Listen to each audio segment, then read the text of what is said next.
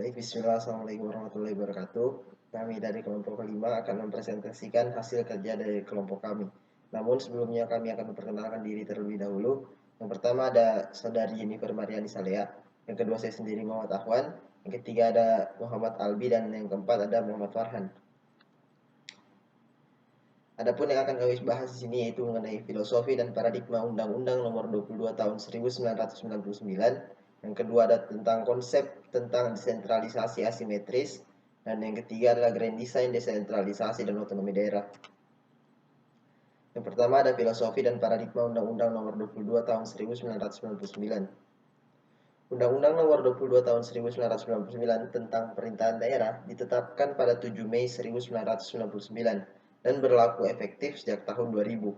Undang-undang ini dibuat untuk memenuhi tuntutan reformasi, yaitu mewujudkan suatu Indonesia baru, Indonesia yang lebih demokratis, lebih adil, dan lebih sejahtera. Undang-Undang Nomor 22 Tahun 1999 membawa perubahan yang sangat fundamental mengenai mekanisme hubungan antara pemerintah daerah dengan pemerintah pusat. Perubahan yang jelas adalah mengenai pengawasan terhadap daerah.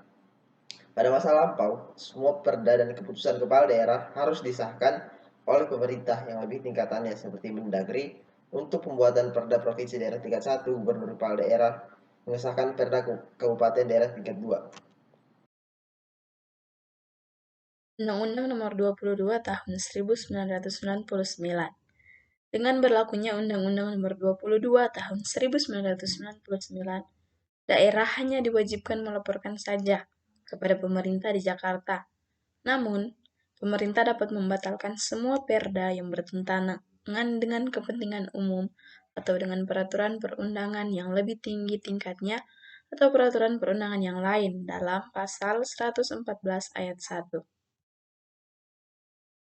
Selanjutnya, ada beberapa ciri khas yang menonjol dari Undang-Undang Nomor 22 Tahun 1999, yaitu yang pertama, demokrasi dan demikritisasi diperlihatkan dalam dua hal, yaitu mengenai rekrutmen pejabat Pemda dan yang menyangkut proses legalisasi di daerah.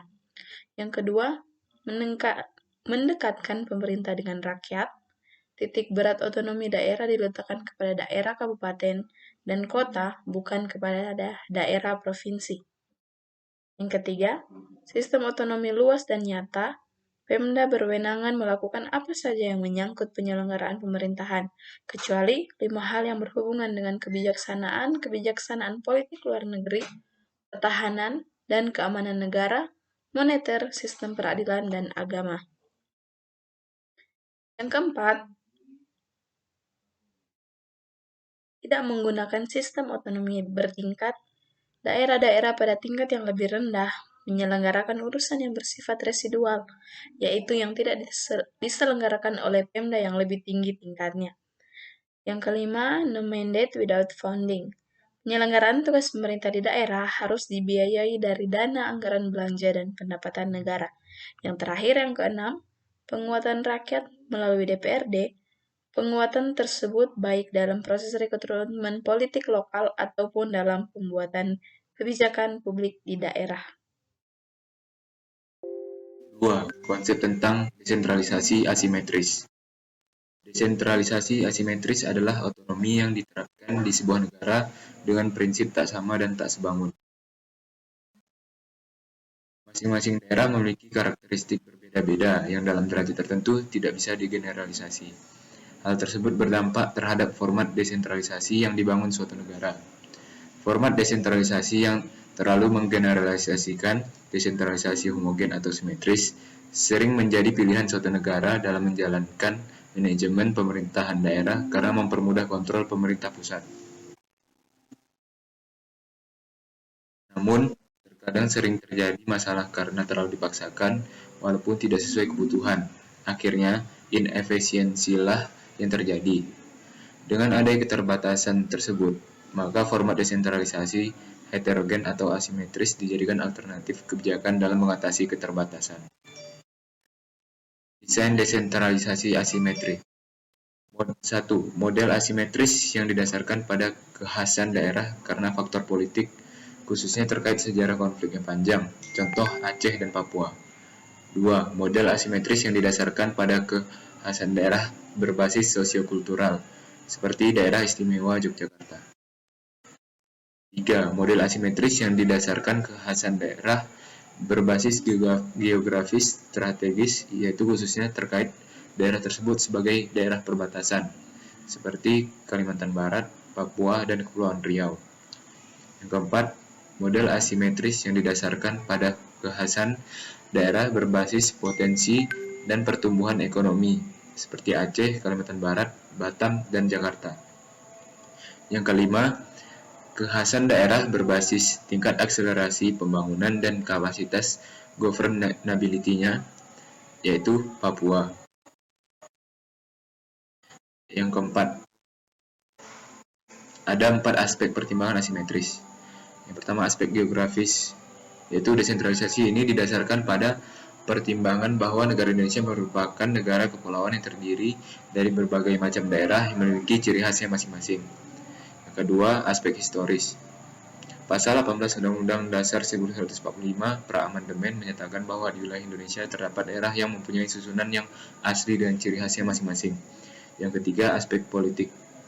Adanya desentralisasi asimetris ini ditujukan untuk menjaga keutuhan wilayah NKRI agar tidak ada wilayah yang melepas diri dari NKRI. Yang terakhir, aspek ekonomi. Pengembangan daerah tertentu untuk meningkatkan perekonomian yang menunjang perekonomian nasional. 3. Grand Design desentralisasi dan otonomi daerah. Desain ekonomi kelembagaan yang efisien perlu dilakukan pada kebijakan desentralisasi dan otonomi daerah di Indonesia masa datang. Desain kelembagaan yang efisien yang dimaksud adalah desain yang tidak hanya yang pro pasar atau market, juga pro kebijakan lokal atau local window.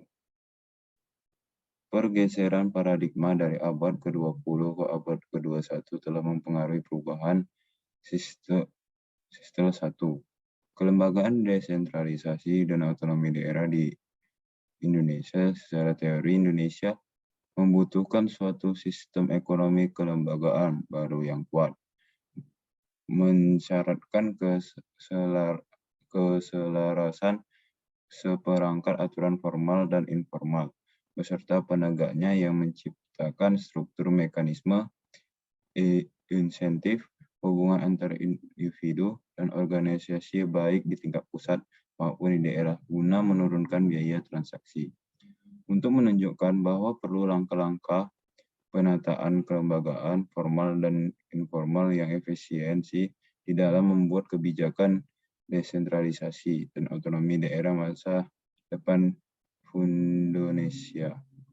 1. Langkah pertama, melaraskan kelembagaan level makro institusional environment yang efisien. 2.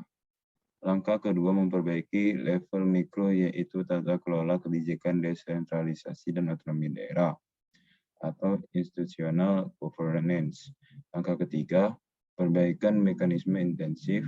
Langkah keempat, membentuk suatu organisasi yang kuat dan independen. Terima kasih. Assalamualaikum warahmatullahi wabarakatuh.